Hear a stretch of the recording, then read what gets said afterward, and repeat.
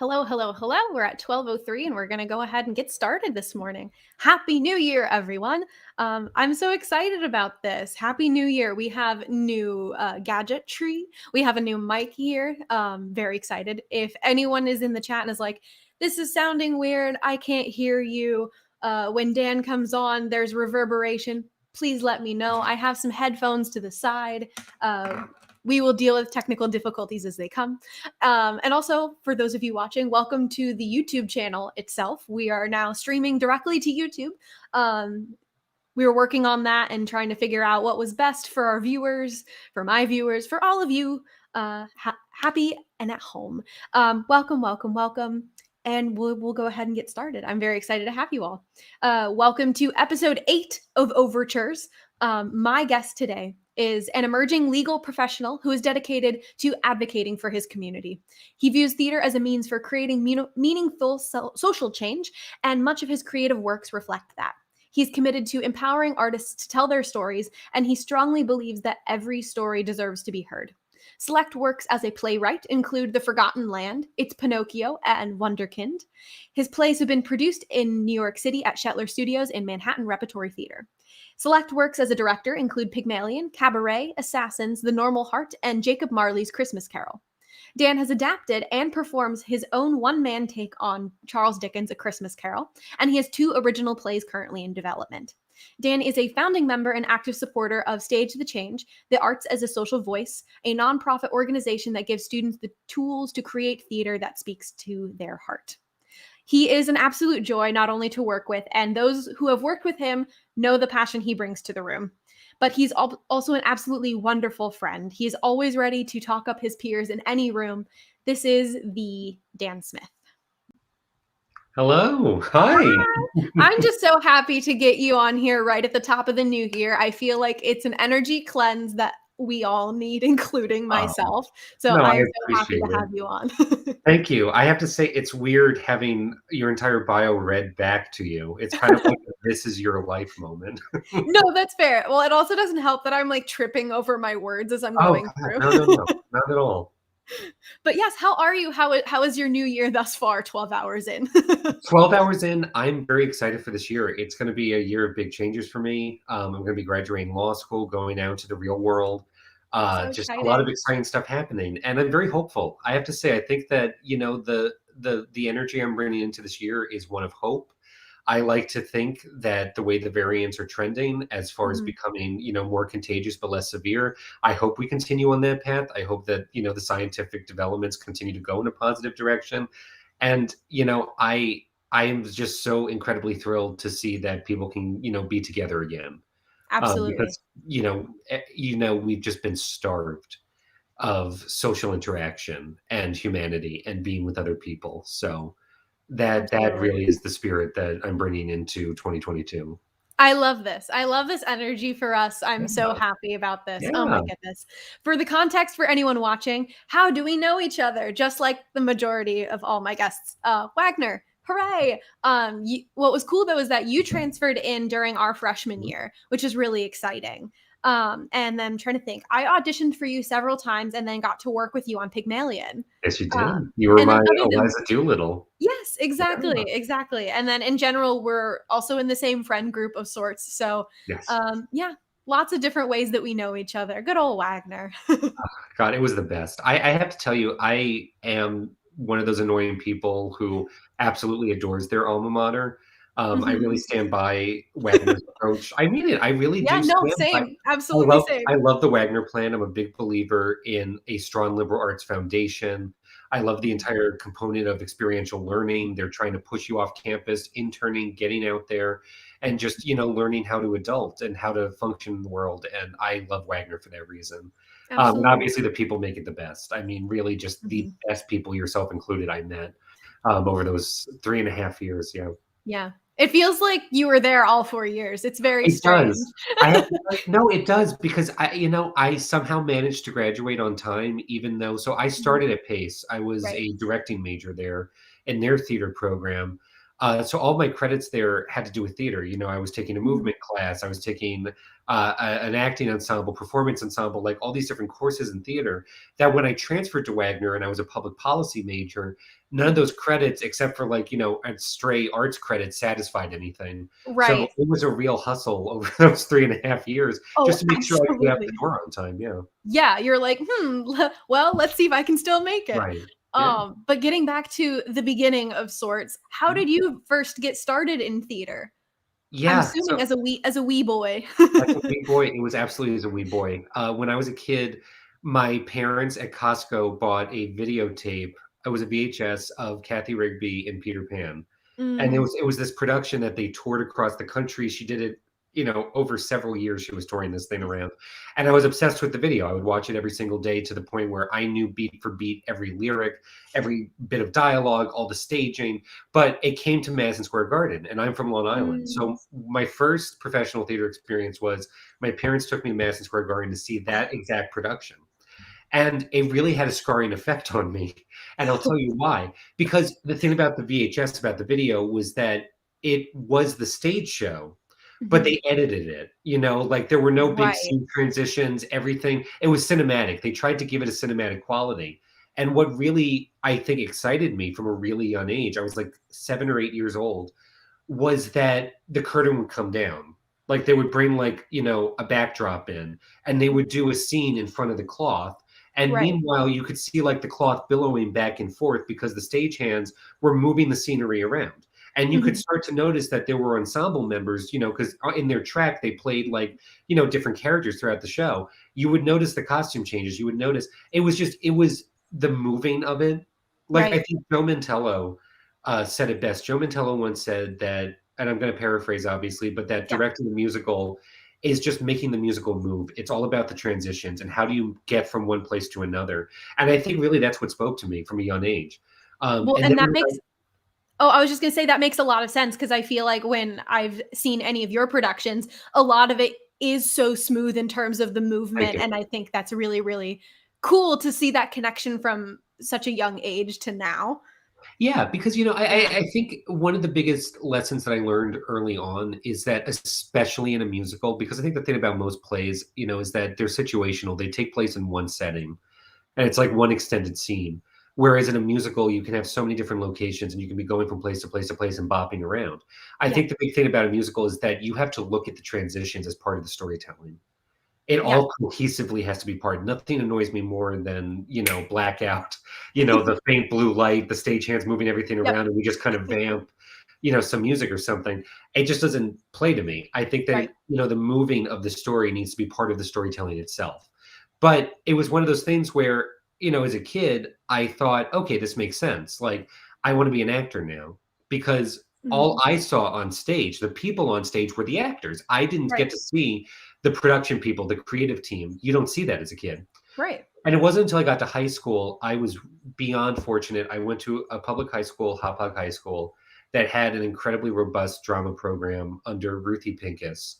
It was Ruthie Pincus, Carolyn Cavuto, Catherine Goldenbaum, just an incredible group of educators who thankfully had the resources to put on incredible work. And it was our middle school principal. I was in high school at this point, but the middle school principal, her name was Marianne Fletcher. She said, I want to have you drama kids come in and put on a play about bullying, like do a bullying Mm. original piece. And it was the most incredible, it was my introduction to devised theater and Right. sort of, the ensemble approach to creating theater. We wrote our own original vignettes, we were writing our own original scenes. And all of it came from our shared experiences of what Mm. it was to be in middle school and what it was to be bullied. And, Right. we had actually one of my very best friends um, even admitted that she was the bully in middle school, Mm. which was fantastic because it was everyone was allowing themselves to get really vulnerable that we could create something. But the real moment that I think it clicked for me that wow, like directing is something I really want to do was It was your overture moment of this was like, my overture "Oh, moment. this is Yeah, what I wanna." Yeah. this is the overture moment. The overture moment for me was when we staged our opening. We had this like vocal collage of all these different monologues we had written about bullying. And like each one began with a word, like a label that had been given to us. And then we did a monologue. When we staged the scene, we decided to do it in the house. Like, we went out into the house, into the Mhm. aisles, and we were, mingling with the middle school students. And then the show started, and boom, boom, boom. We just, would go from one side of the auditorium to the other. And we had this like vocal collage of all these different high school kids telling their story. And the most insane thing was that, middle school kids. I mean, that age to keep their Right. attention, it doesn't happen. Mm-mm. These kids' heads, when I tell you, Mm, back and forth, like they were following us in the story we were trying to tell. That was the moment it clicked, and it was just like, wow, it was a very profound moment of yeah. just realizing that, theater really is nothing more than someone who has a story to tell and someone who has an audience. Yeah. And that's the whole game is, my philosophy when it comes to, creating theater, whether you are the director, whether you are the playwright, whether you are the actor, the designer, you need to tell the story in the best way you know how. Yeah. That's what it comes down to. I think where people get into trouble, or at least in my opinion, especially from a directing perspective, I Right. think where people get into trouble is when they start with a concept. I'm all Mhm. about conceptual productions and concept driven productions, but I think the concept needs to rise out of how you can best tell the story. I have seen Absolutely. I've seen productions where I could just tell. I was like, "Look, this is forced, this is contrived. This is not how you want to tell this story," but you feel like, "Oh, I can't just do a run of the mill, Who's Afraid of Virginia Woolf. I Right. need to do something that's out there. I need to do something that's gonna excite people." And you end up, not only disservicing yourself, but also you're not serving the audience at that point Absolutely. because you're neglecting them the opportunity to get the best experience possible. Yeah. Yeah. And I think it's the really interesting talking about like theater being like it requires an audience and someone Mhm. who has a story. And I think this is going to be an interesting bridge we're going to make here. But then this might be a little bit tricky. But that so, what was your overture into law and political science? Realizing that's what you wanted to pursue with your career, and I have a feeling there's going to be a connection there.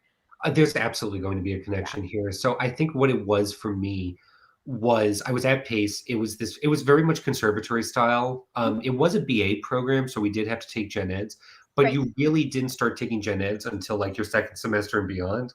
Oh, So interesting. that first semester really felt like a conservatory program. Gotcha. And I'll be honest with you, I've heard so many actors say, and I shouldn't just say actors, people in the theater industry. I've heard so many people say, if you can't do something, only do this job if you can't see yourself doing anything else. Yeah. I've heard that again and again. And it was just one of those things where, the 2016 election was going on. Right. There was so much going on in the world. And there was something in me individually that felt, I feel like I need to go somewhere where I can take an economics class. I want to take science courses. I want to take business classes. I want to expose myself to all sorts of things I don't know, but also still have this, foundational experience in learning, how to be a theater artist, how to tell a story. And that was the great thing about Wagner was that when I got to Wagner as a public policy major, I got that poli sci and business mix. Right. And there was also this big part of me that I'm a very big believer in with great power comes great responsibility from like Yes. a social responsibility perspective. And I think that as a white, cis, privileged person from a middle class background, man, I should say, Yeah. I have opportunities that other people dream of having.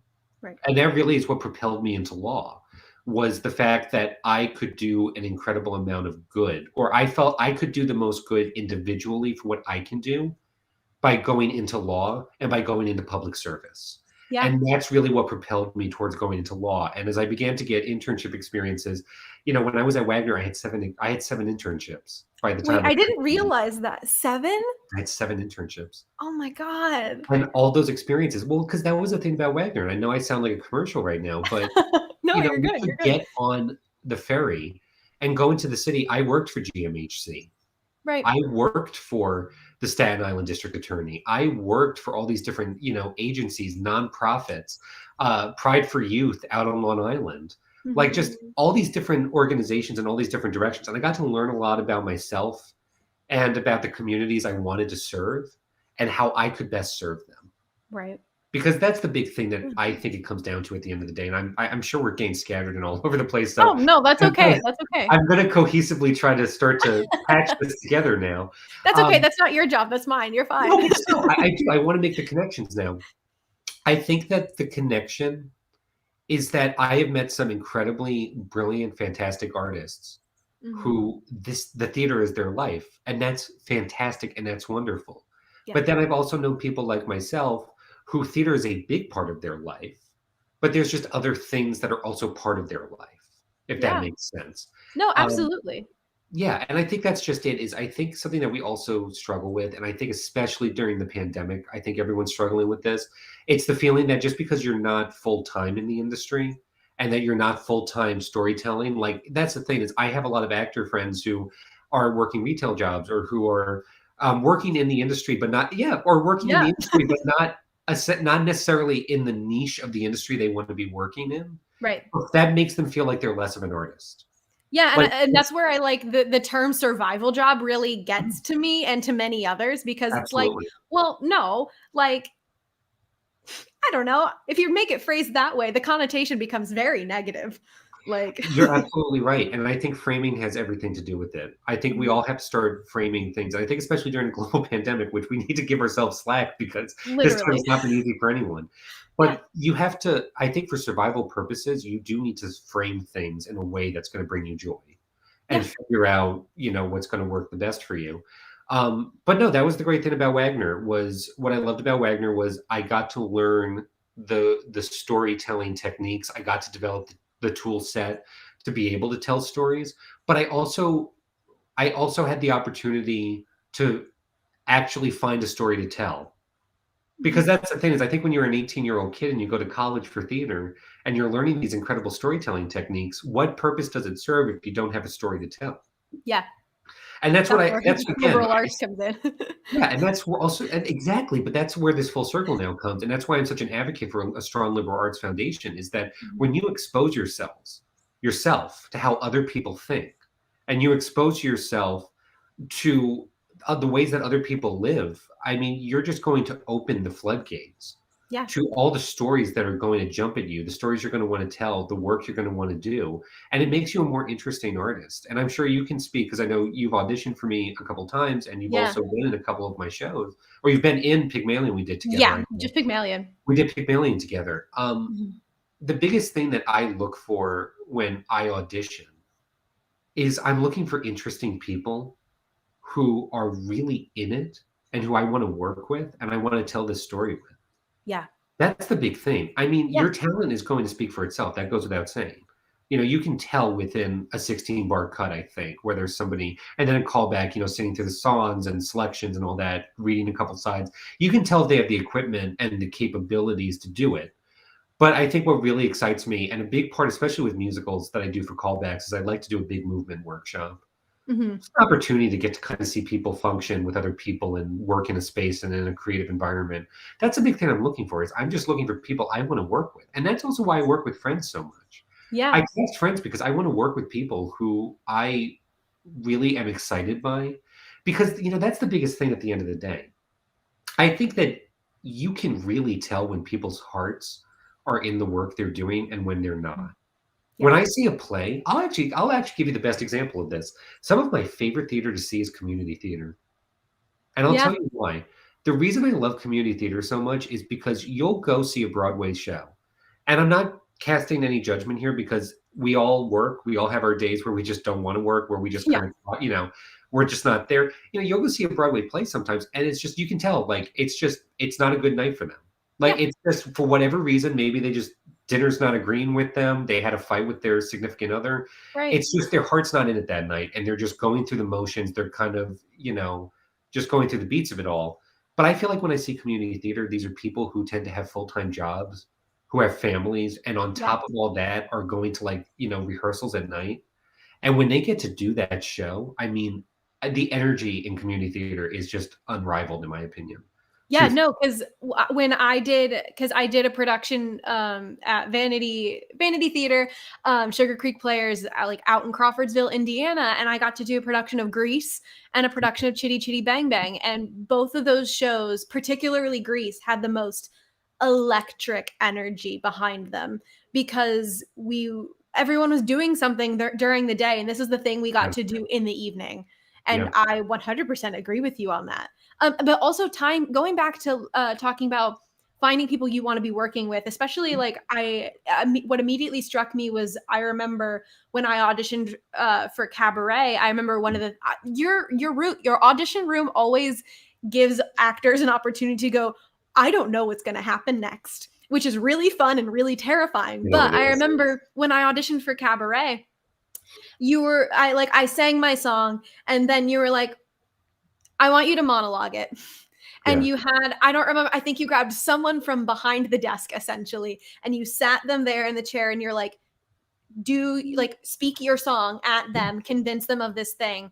And like, it was so wild, and it was like so much electric energy. But I think that speaks to what you were looking for as a director, yeah, finding the people who are trying to convey this story and yeah. trying to like communicate those things. And it's fun to hear you talk about that and then have that experience like tie I into think, it. the big thing is it's a balancing act. There's one side of me, I am looking for people who can hold their own. Yeah. That's really it. I want people who I don't care if you're phased or not. Like, that's the Yeah. reality. Like you said, it's gonna be jarring. And that's the thing is I want people who are going to ask me questions, who are going to say, like, "I just don't get this," or people who Mhm. I wanna see people who can function that way because that's very much my rehearsal room. My rehearsal room is one in which it is just constantly asking questions. I think that the most important thing that a director can do, in my opinion, is admit that they're not the smartest person in the room. Mhm. That's just the fact. And when Yeah. and it's hard, but when I don't know something, I'm gonna tell you I don't know, and we're gonna have to figure it out. Yeah. Because I don't think anyone benefits from pretending that the director is always right and the director always knows. We're gonna get there eventually. But that goes back to auditions, is I am when I Mhm. audition actors, I am very much looking for people who know how to play, who know how to be players, who know how to work with you. Um, but that's also balanced with I like to think I'm not a severe person. I Mhm. don't think I'm a, like, crazy, angry, severe director. I like to think I create a very warm environment where Yeah. actors feel like I'll give you an example. I personally don't like outside people coming into the rehearsal room. Mhm. I like the rehearsal room being the safe space. I believe it Yeah. should be a safe space where people can create, people can make mistakes, people can make choices that fail miserably, but that's Mhm. good because then from those, the phoenix You rises learn out so of the many ashes. things. Absolutely, and that's the honest truth is I can honestly tell you some of the greatest moments I've had in creating theatrical moments were not ideas that anyone that myself or anyone else in the room would have initially had. They come out of a place of, okay, like, we need to figure this out. It comes out of necessity. Necessity is the mother of invention. That's Yes. typically where the best ideas come from, I find. Yeah, absolutely. And it's so fun. We've jumped all over the place, and I love it because we're having such good conversation. I want to go back to the fact you're currently still in law school. I How am. is that? How's that been? How's it going? Where are you in terms of the timeline of your schooling? I'm fantastic. I absolutely adore it. It's my life. I Good. love it. I am passionate about this profession. I'm excited to enter this profession. Uh, I have one more semester, so the spring semester, and then I sit for the bar exam in July. Which is gonna be crazy. It's gonna be a Yeah. really big next few months. But it's been the most incredibly rewarding experience in the world. I always joke with people, I don't know how Elle Woods managed to have, a perfect character arc with, a love triangle and all sorts of things in the midst of going through law school because, Oh, yeah. I mean, you're my friend, you know this. I cannot even keep my head above water most of the time with other areas of my life. So, but it's incredibly rewarding, and it's exactly what I wanna be doing. Yeah. And that's the big thing at the end of the day is I'm a very big believer in you need to learn. One of the greatest, or I should say what I've learned. What Good. I've learned is that one of the greatest life skills I think anyone can have is the ability to adapt and the Yes. ability to say yes. Because it's scary. And I think about that all the Mhm. time. I could have stuck it out at pace. Yeah. Realistically speaking, I could have just said, you know what, I'm just gonna ride the wave and go where my life takes me. And I never would have had all of the joys and the abundance of wonderful experiences that I had at Wagner with all of you, the friendships Mhm. I've made, this career path that I'm on right now. And that's the thing too, is I'm just getting to the point now where I'm beginning to just accept that, we make plans and God laughs. Yep. You need to learn how to say yes to things, and don't be Yeah. afraid to move around, and don't be afraid to, I can't tell you what I'll be a year from now, Oh, 5 yeah. years from now, 10 years from now. None of us really know, and I think the sooner we accept that, the better off we're gonna be. But also, it's also the better off we're gonna be in terms of artists too. Because I personally, the theater that excites me the most is typically are plays, especially plays that are written by non-theater people, which you Mhm. don't get a lot of, interesting. No, not typically, no. Like, I'm blanking on the playwright's name. Her work is fabulous, obviously. Wit? I'm not Is it familiar with the name, but that's Wit? okay. The name of the play is Wit, and it's about an Oh, oh, oh, English. oh, oh, okay. Yes, it's the English professor, it's about her Mhm. cancer journey, but it's written by a nurse Oh, who had interesting. never written before. I mean, how nuts is that? That's wild. I had no idea that that was You the know, case. or even like John Patrick Shanley with, Doubt. I mean, a play about Mhm. his own experiences, in what is that? I think it's Queens or it's the Bronx or something. But growing up in a Catholic private, parochial school and the experience of sex abuse in the Catholic Church. Right. I mean, I find that the plays that are the most interesting to me are plays that come from a real place of identity, of stories that people don't often feel like they can tell or that they think are not going to want to be heard. That usually jumps at me the most. Actually, if you want to ask me, like, what was one of the best plays I saw, I want to say this was 20. We graduated in 2019. Yeah. I would say it was, I think, spring of 2019. It was produced by MCC at the Lucille Lortel, Mhm. and it was the Mean Girl play, Oh, yes, the yes, the African African Mean Girl Mean Girl play. play. Yeah. Oh my God. Yeah. But look at it this way. I am a cisgendered white man, Yeah. homosexual white man who could not be more removed from these characters' experiences. Right. And I empathized with them so deeply. I was Absolutely. so deeply moved by the story that was told on that stage. And that's a credit to the playwright. Mhm. It really It's a just went credit to everyone on that stage That's and working absolutely on it true. too. You're absolutely right. Everybody Yeah. on and off that stage, I mean, the fact that they created a work that was just that accessible. And then I recently saw, also at the Lucille Lortel, I think this was New York Theater Workshop produced it, and our friend Shannon Bailey worked on it, was, Sanctuary City. Mm, That I've was heard another of that. play. It Yeah. was the experience of, 2 young people, who were immigrants, and just their experience post 9/11, early 2000s, Right. both of them wanting to go to college and just their experience, and it was just God, it was fascinating. It was such a great play. But that's what Yeah. I'm saying is, like, that's the theater that tends to speak to me, is just I think communities in distress is a big recurring theme in a lot of work that I do. Mhm. I think the plays I've picked over the years to, Absolutely. invest in, you'll definitely see those themes, yeah. And I was just about to mention that, like, skipping to, like, your director side, you, like, specifically at Wagner, you worked on Normal Heart, Yeah. Assassins, Cabaret, Pygmalion. All of those have such strong, um, sociological, anthropological, Mm. socio-political themes and implications Yeah, surrounding them, but I think that those are perfect and right up your alley because you yeah, are so interested yeah, in those. And because you're so interested in those topics, you obviously are instilling them in the rehearsal room, asking questions, and it gives those shows much more of an edge and excitement. Like watching Assassins, I was sitting on the floor, but nonetheless, I was on the edge of my seat the entire time, thank you you. know. Thank you. But I think that really speaks. I think, yeah, that is very you, but Thank what else you. can I say? And, I'm the biggest believer in I think it's one thing to really enjoy a play or a musical.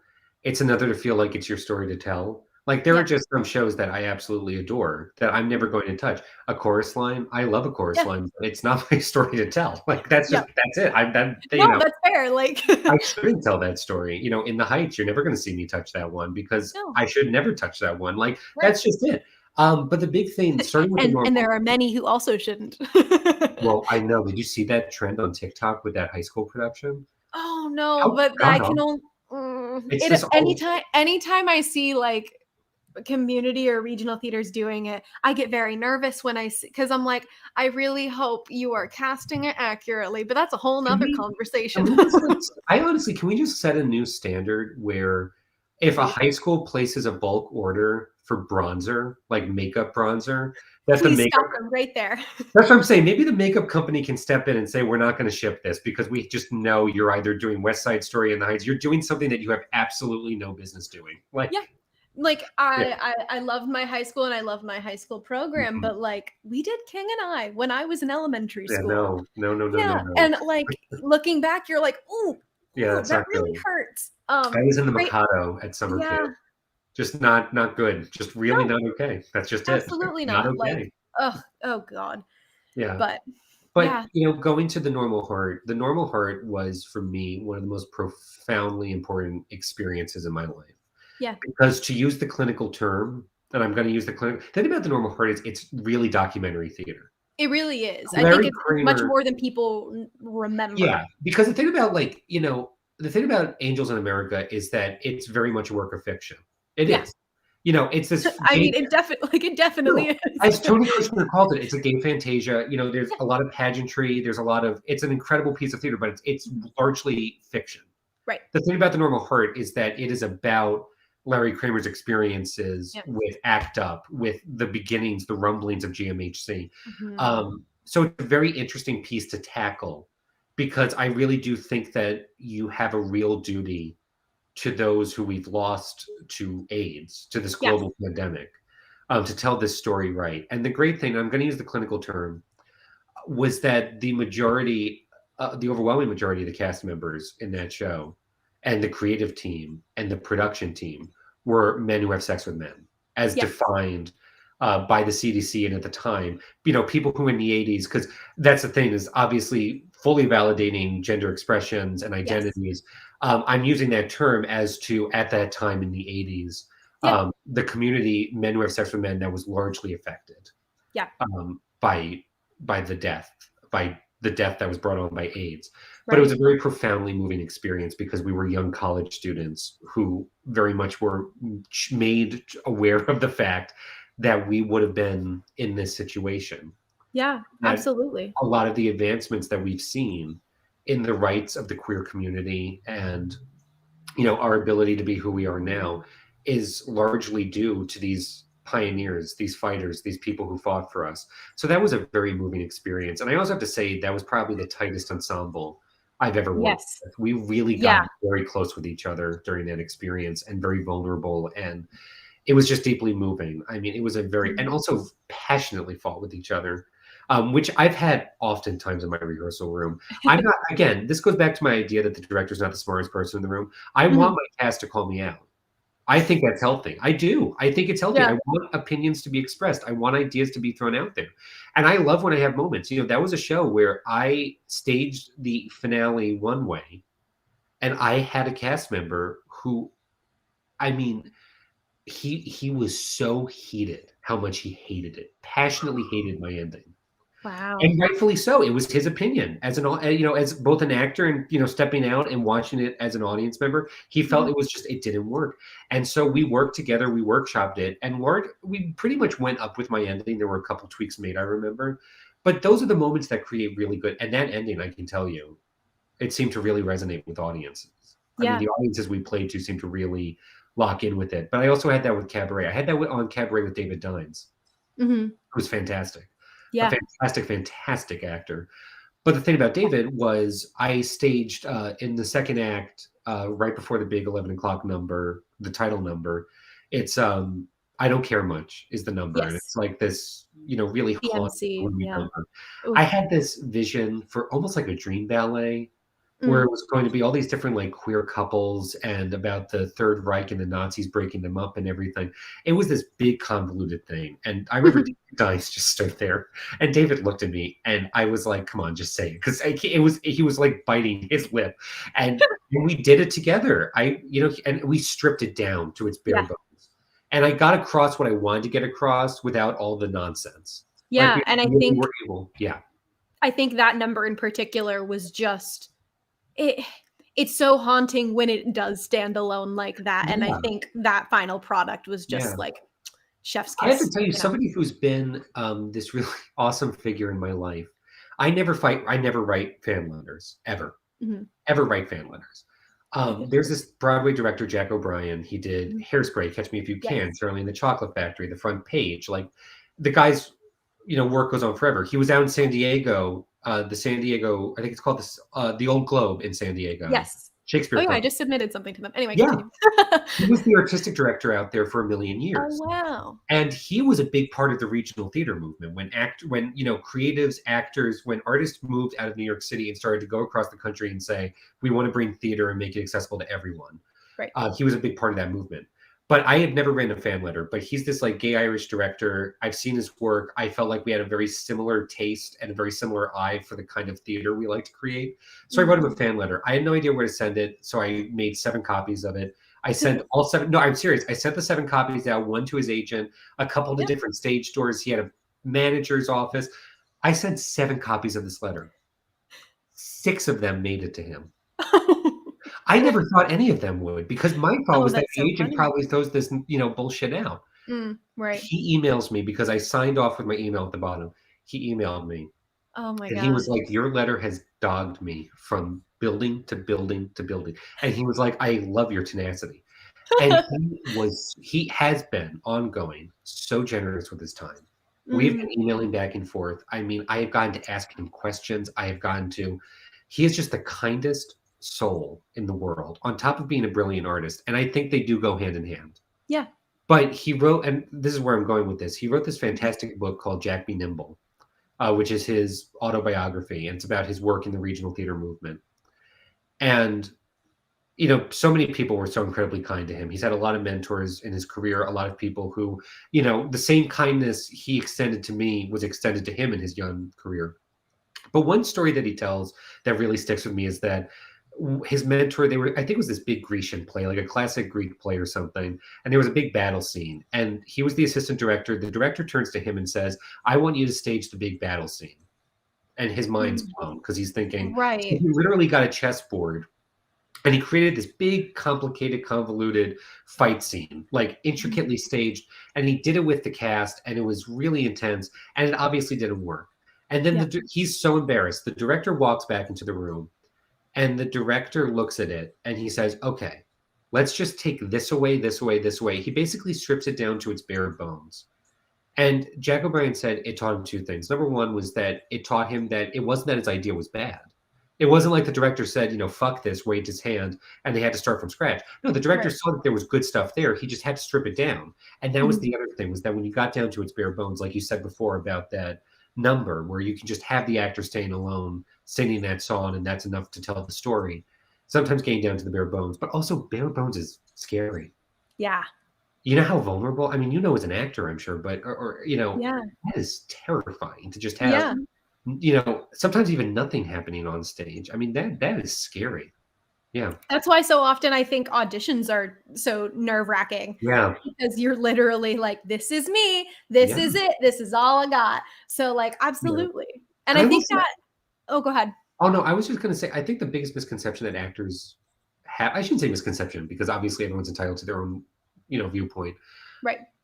I feel like so many other directors I know and so many other people who are on that side of the audition table when they are auditioning actors, I feel like everyone always ends up saying the same thing, which is it has nothing to do with your talent. Yeah. It has nothing to do with your abilities. Mhm. I could cast any production of Cabaret 10 times over with the same crowd of people who come into audition. I could have done all that at Wagner. But Yeah. the reality is just it depends on what we're going for at that exact moment. It depends on who else is in the room, who's going to play off of who. There are so many factors that are out of your control that quite honestly, the only thing that you can do is just be yourself, which is very hard in and of itself. Yeah. But Well, it's the and best. Yeah. casting director Kate Lumpkin, said this at, like, a Broadway Con panel and has said it much more since then. But one thing that she talks about in her audition rooms is, like, "We're all at the same table. Don't put me Yeah. behind the table. We are at the same table." And Yeah. even and sometimes just get rid of the table, you know? And I think that's a great mindset to bring into the room, even if maybe the casting director Yeah. doesn't think that. And I But really hope that yeah, because I really hope that that becomes the norm for casting in New York City. I believe, yeah. Is especially because that's a thing too. It's like my heart sinks every time you see these like Broadway. Like I'll just use Wicked as an example. Like the fact that Mhm. we're about to have our first Glinda of color as the principal Glinda, or we just had Yes, we're now or going to Little have our Shop. first. Or what? Like I'm sorry? like in Little Shop, we just now are Yes. having our first Black Audrey. Right. I mean, it's just I hate that that's even, like, news. I mean, that's just how Right. awful is that? But that's I think that a big part of that is that casting is not what it should be, Mhm. which is what I think you're saying that casting agent is advocating for, which is taking Yeah. a more personal approach to it. And because that's the thing about Wicked is I think, with Wicked, I knew an assistant stage manager on the show who I think, it made me laugh at the time, but I think it's so true, which was that he said audiences don't care as long as one is green and one is blonde. Right.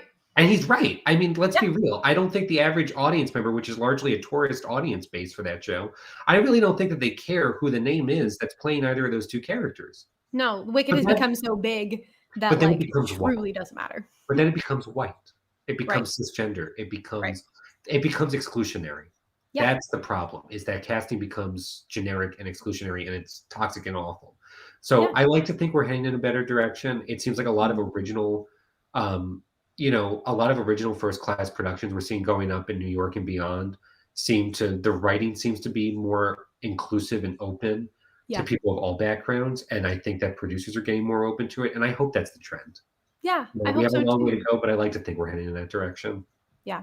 And talking about very open, inclusive writing, and also bare bones in many ways, I want to turn to the fact that you write plays, I and am, that also yeah. you've produced a few too, which is really Yeah. exciting. So it's Pinocchio, The Forgotten Land, and Wunderkind. I believe two of these have had fully staged productions.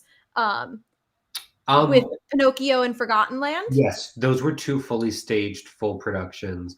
Yeah. Uh, Wunderkind. Wunderkind played at Manhattan Rep Theater, which is kind Oh, of it was a wonderful. one act it was part of a one-act festival. So Gotcha. it was a full production. Okay, The play itself was only 40 minutes. I mean, it was a one act. that's okay. No No, worries. yeah, it was a one act, but the other 2, um, yeah, I'll tell you the way that Yeah. happened. I think I am a very if you can't tell, I'm a very passionate person. I'm also a bit of a go-getter, and it was just one of those things where we kinda did it babes in arms, Mickey and Judy style. I was just like, "I wrote a play, and I Mhm. think we can raise the money," and we found ways to get the money, and Yeah. I was like, "Let's get the people, and let's make this happen." And you can ask anyone because I know you were involved in the I was workshop, involved you know, in like, the first read through of it. of Like, our like, Pinocchio. the first workshop of It's Pinocchio. Yes. Yeah. Yes, because we workshopped Pinocchio quite a bit before we even got into rehearsals, and I'm Mhm. actually I'm both happy and sad because the cast we ultimately had was fantastic, but also I Yeah. wish we could have had everyone from the beginning to the I end. know. That whole experience, we just had the greatest people working on that show. Yeah. No, but that was just it was one of those things where it was like, "Let's get the resources together," and we did. It was crazy, we had no money whatsoever. I Mhm. remember we had, like, a petty cash, like, Ziploc bag that my stage manager and my ASM would, like, literally be running down to the CVS because we put it up at Shetler Studios, Yeah. which it breaks my heart. I mean, they were fantastic, and they were so Oh, nurturing for I young love college that. students. They were fantastic. I mean, it's a real loss for the theater community, and I can't tell Yeah. you how many people who've worked there have the same wonderful memories. Um, no, but it was just like, we would literally be, like, buying props last minute from the CVS on the corner. Like, Colleen Kelly, who played Yeah. our leading lady, the Blue Fairy in that, her parents own an Amish furniture store. Oh my god. So, we had, like, furniture that was being brought in a truck, and, like, we were That's bringing so like, cool. it was so bare bones, it was so scrappy, and that's why it was so exciting and so good and so Yeah. fun. They were great experiences, and Yeah. they just bled heart. And that's just it. I mean, I think that's also why I think this bringing this full circle back to Pace and why I haven't pursued this as my career, let's call Right. it. I think the big reason was that I really can only do work that I really care about Yeah. artistically. That's No, just that's me. fair. And I'm not saying this to sound patronizing because I know that this brings joy for a lot of people, but it wouldn't for me. I would not be happy having to direct Annie Jr. at a local middle school to make ends meet. Right. That's just me, and Yeah. that is me, and I can only speak for me, but I knew that about myself, Yeah. and that's really why I knew I couldn't make a career in this because I just know I would not be happy taking jobs because they're jobs, Right.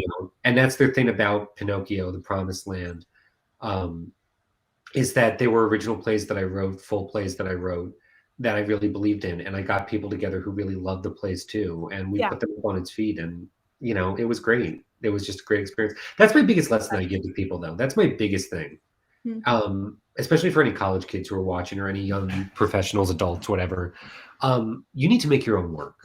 You need Yeah. to generate your own work, and you can. There are ways to do it. No matter what your means are, you can make it happen. I mean, Laura, I can't commend you enough for this podcast. I think this is just Thank you. brilliant. No, I mean it. I think that what you're Yeah. doing is just, it's food for the soul. I think it's just exactly what you need to be doing. And I just Thank wish that more people would do that. And I recognize that there's a lot of you. barriers to doing that. I'm not saying otherwise. I don't want to minimize the reasons why people Right. but, people I'm very lucky. I get a lot of Wagner alumni. I get a lot of people who see my plays and they reach out and they say, "I wanna do what you do." And I give them the advice. I'm like, "Look, you've just gotta do it." I mean, Yeah. that's the thing. Like, when we did those shows at Shetler, we'd raise the money for the deposit and we put a Yeah. deposit down. And then there was the fear of God in us, which was that we were gonna lose all that money if we didn't raise the rest of the money. We had to get the money somehow, and we made it Right. work. We found the money somewhere. Yeah. We did crazy, crazy things but that is just the best experience in the world. The other big thing is just work as much as you can and take every opportunity that you can. This used to, I'm not throwing shade, so don't take it as shady. This is just Okay. me using this as an example. I found at Wagner that there were a lot of students who, if they may have not been cast in the main stage show, let's say, they weren't doing student theater. They Mhm. weren't exhausting every opportunity to work. Yeah. And I can understand the idea that you feel like you're training still and you don't want to put yourself out there, but the best training you will ever get is when you do it. I 100% agree with you, and I feel that same, like, no shade, No, no it's not whatever, shady. It's but, not. like, I mean, yeah. No, I felt the exact same way. And one thing I wanna add on to, before we, like, switch topics, because I wanna get to Christmas Carol, mm, is that, um, in terms of, like, creating your own work, mm. like, it's always, like, told to actors, like, "Make sure you create your own work," but also I wanna put out there and legitimize, it's hard, because Oh, sometimes you're please. like, Yeah, because like, yeah. because I know for me, for the longest time, I was like, what do you mean? What do I create? And so when the idea for this came along in July, it was No, something that, like, it was really interesting, because when it hit me, I was sort of like, okay, I guess I'm supposed to do a thing, but I don't know how to create or right. put kind of and come up with it. And that was in July.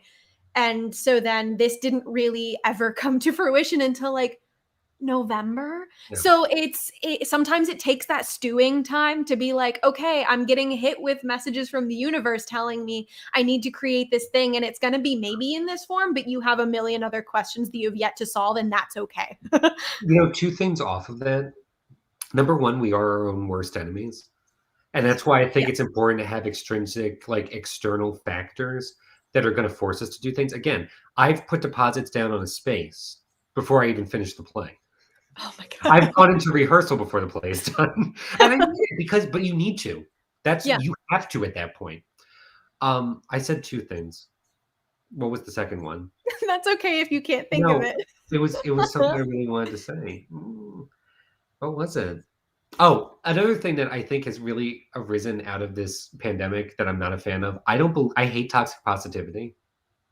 Toxic positivity is very much a real thing. Like, Yeah. no, it's okay not to create. Like, it's okay. Yeah, Like, you're in a global pandemic. If you're not in a place to write, to act, to do whatever you do, that's absolutely. more than fun because quite honestly, we're just surviving. And even in the best of times, it's fine if you don't. There's a million reasons not to. Yeah. I'm just saying, I'm speaking from a place of if you really want to, I think, jumpstart something and kick your own ass into doing something. I Mhm. think that the best thing you can do is get some kind of external force, whether again it be that you have a deadline, a hard deadline Yeah, you have to meet, people depending on you. That's the best way to get it done because absolutely. Sondheim, for example, I mean, up to his grave, God, I hate saying that, but I know. isn't it awful, like speaking about him in the past tense? It But still, like, hasn't quite hit me, but that's no, fine. I don't think it ever will really. Nope, But nope. Sondheim always said he was the laziest writer. Yeah. He always said he was like, I'm a lazy person. He's like, I have not finished shows because, and look, if he's the master of musical theater, Right, the then you can do Shakespeare it of too. musical theater, that's what I'm saying. If the Shakespeare of musical theater is telling you that, then I think we can all get a bit of slack there. Yeah, no, I think Yeah. that's totally true.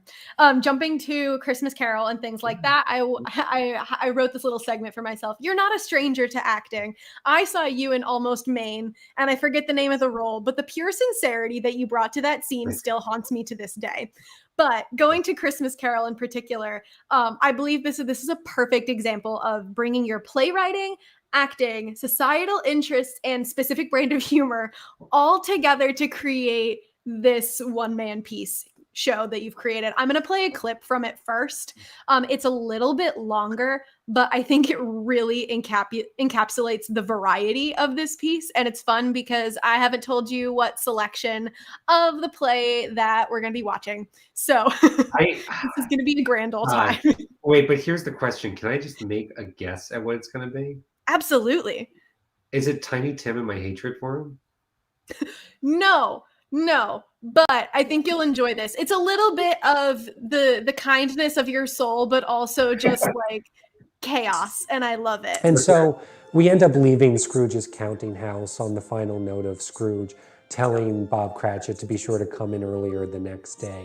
Of course, Bob Cratchit wants to have off for Christmas Day, and Scrooge has that wonderful line of, you know, Christmas is nothing more than a poor excuse for picking a man's pocket every 25th of December. Again, this idea of how there's a disconnect between Scrooge and any notions of compassion, that he should be giving something even though he's not being given anything in return. And that is eventually what propels us into the night of all nights that's going to change Scrooge's life.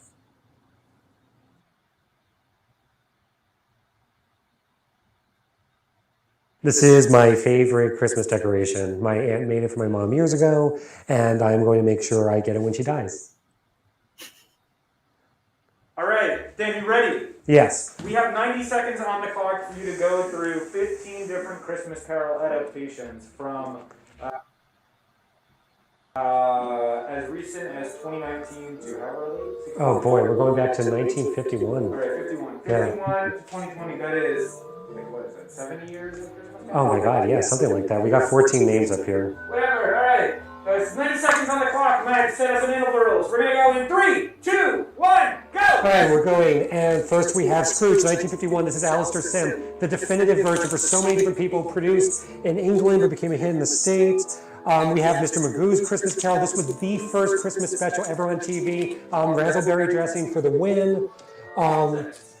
Yes, what else do we have? Oh, we have the Scooby-Doo version. It was an old episode with Scrappy-Doo when they did that Scrappy and Shaggy and Scooby, really not worth it. What else do we have? We have the Flintstones in 1984. Mr. Slate plays Marley. Hey, it's Bedrock, a lot of dinosaur puns. Not very good, but we like it enough. Also, there's then we have Christmas Carol the movie. Nicolas Cage was in that, it was really bad. We have the 1971 Alistair Sim again in a cartoon. George C. Scott, my favorite version, Watch It with Mrs. B.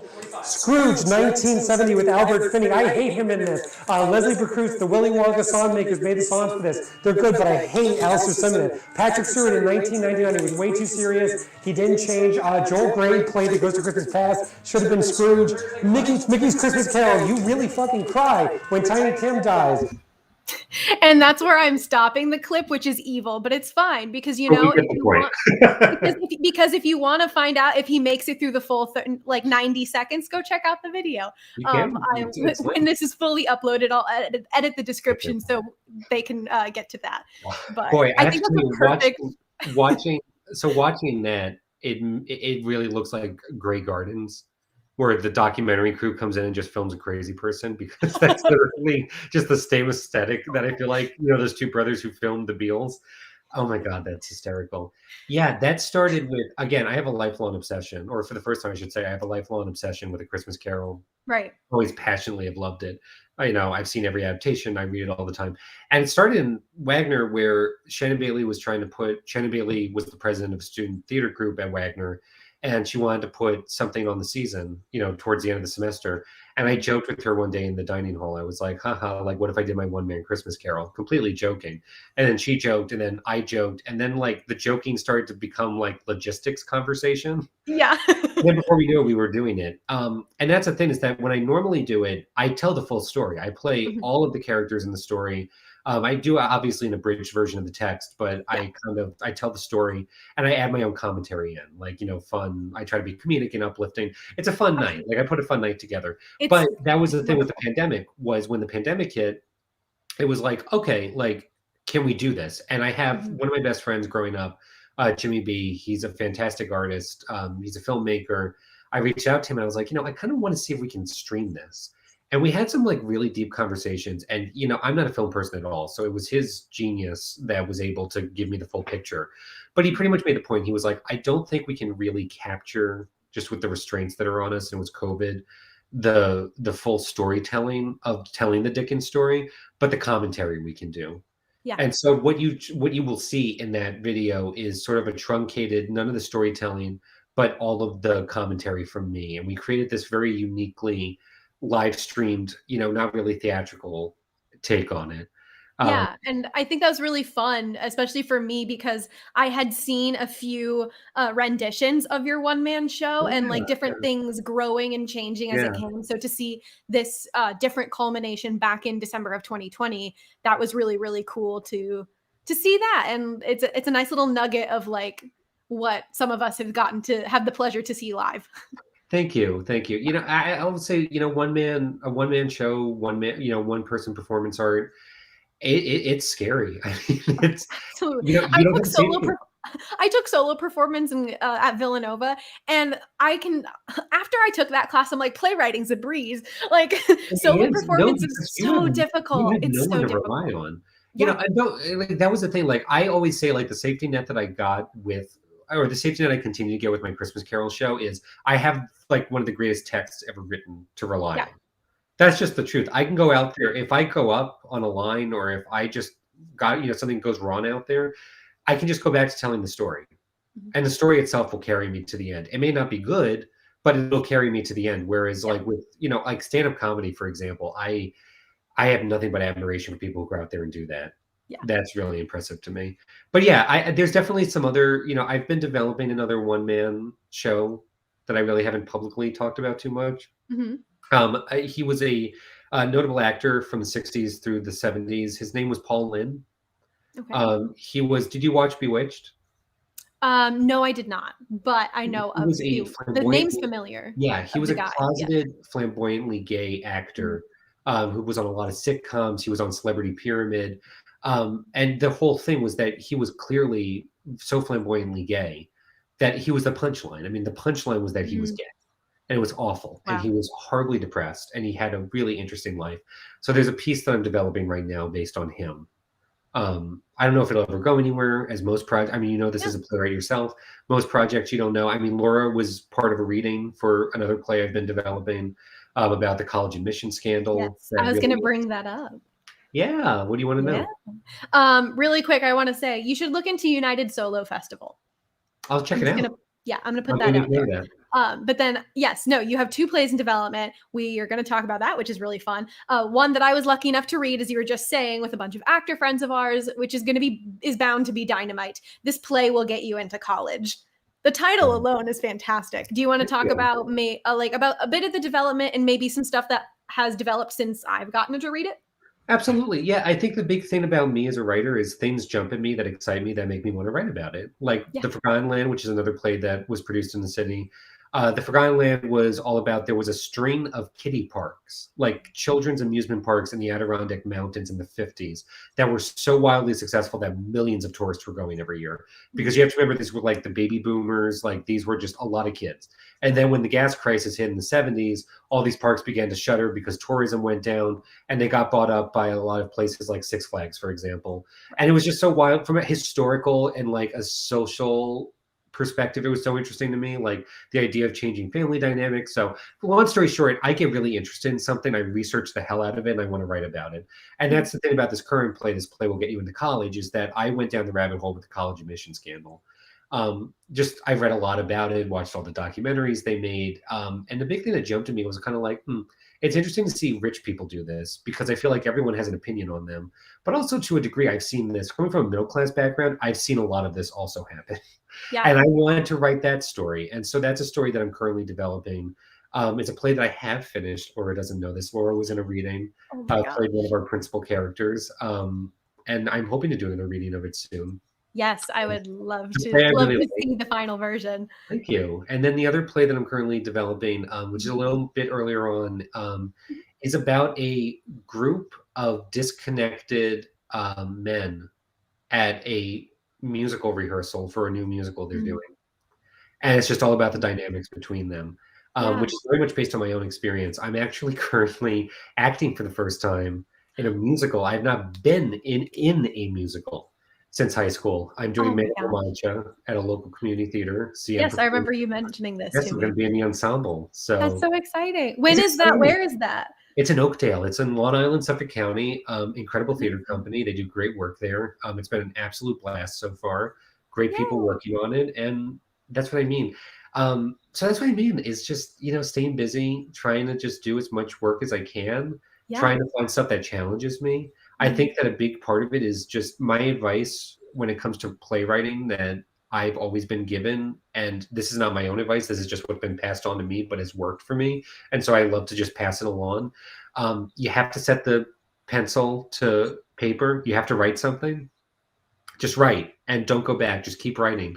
No Mhm. matter what you think of it, just keep writing and make sure somebody sees it. Nothing that stays in a drawer, because I promise you, you're your own worst enemy. Like I said earlier, you're your worst critic. Let's share it with the world. Let people see it. And the other Mhm. thing is write about what excites you. You have to write about. Don't try to write a play that you think is going to get produced. I think that's another big problem. Yeah. I know it's much easier to get a 4-person, one setting, dining room play. That's the easiest to get produced. But if you want to write about, dragons and you want to write, a Game of Thrones style big epic, go and write that. If that's what Yeah. excites you, write it. Let a director worry later on how they're going to stage it. You I just mean, write. like, look, just read anything Sarah Rule and Annie Baker, and Yeah, that alone will tell you, like, look, it's yeah. gonna get like Brandon Jacob Jenkins, like their stuff gets produced all the time. You read some of those stage directions or like Oh, different things that are what supposed to happen, and you're like, oh, I don't know how what is that's the gonna get name? done. What is the name of the Brandon Jacob Jenkins play? That we did at Wagner, we did Everybody, but he's also Yes, but he did. written several other plays, It's a play with I think all of Cotton's which in the title. oh, oh my goodness. I read My it brain a is couple years I'm ago. like, I literally am like looking at my bookshelf right now. I believe Appropriate was one. Okay. I don't know if you read that one, but there's also the one that incorporates blackface, but is used in a That's what I'm talking about. yeah, I'm trying to remember the name of that That's play. I it I'll get back to you because I'm gonna Google it right now. I read it a couple years ago. It was a fabulous play. I just cannot remember for the life of me the name of it. And it's funny because my friend Jimmy, who I told you was the film guy who did Christmas Carol with me, he's the one who passed it on to me, and he absolutely adores it Mm. too. No, but Neighbors. everybody, what is it? Neighbors. Is it Neighbors? There's another one. I believe so. He also wrote an Octoroon, That's it, an which is Octoroon. yes, which is the That's adaptation what I of read. Octoroon. Yeah. Yes, Octoroon I read, and I read, and then obviously Everybody's, which Yeah. was a fabulous play. Fantastic. That's a great play. I have to tell you, my favorite work they ever did at Wagner was the work in Second Stage. Second Stage? No, that's an actual theater company I'm in New like, York. what? Stage 2? What was it called? Stage 1. Stage 1, that's what it's Yes. called. All the best work was done in that space, in my opinion. I love Black box every bit. theater. Oh my Yep. god. I mean, the Trojan Absolutely. Women, Mouthpieces. I mean, just really interesting theater went on in that space. Stupid effing bird. Yeah, Stupid Effing Bird. I mean, there Yeah. was just some fantastic stuff going on there. Fantastic. Oh my gosh. I can't believe we've made it to the end. It I always know. flies by so quickly. I know it does.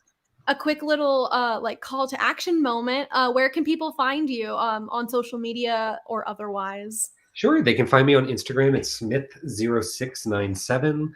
I'm really not big on social media, especially with the That's line of okay. work that I'm in. It's just, not something that I'm unfortunately too big into. But you Right. can also find me on Facebook, Daniel Smith. Again, if there's a message I can leave with your listeners, I have produced some of my own works. I've been involved in a lot of self-started projects, in a lot of just getting shows on their feet. Anyone who ever wants to reach out to me, I'm always more than happy to do what I can to help, set you guys up and, give you whatever words of wisdom or advice. And when I say wisdom, I don't mean that in a pretentious way. I mean that I have been through so much horrible stuff that I've self-inflicted on myself that I'd like to see you avoid it. So I'm happy to No, do that's that. fair. That's fair. Awesome. Just a quick little social plugs for me and the show. You can find me on Instagram at Twitter at Lora_Marjoram. You can also find me at www.lauramarjoram.com. You can find the show on Instagram at Overtures Show with 2 S's. You can find us here on YouTube, which we're streaming directly to now. Just search Overtures Show, give us a follow. I'm going to try and have it so that You can set reminders for upcoming streams, which is exciting. You'll get those notifications. And our next stream is Thursday, January 6th at 3 p.m. with our good friend Liam Abate. That'll also be so fun. He's wonderful. It's going to be so much fun.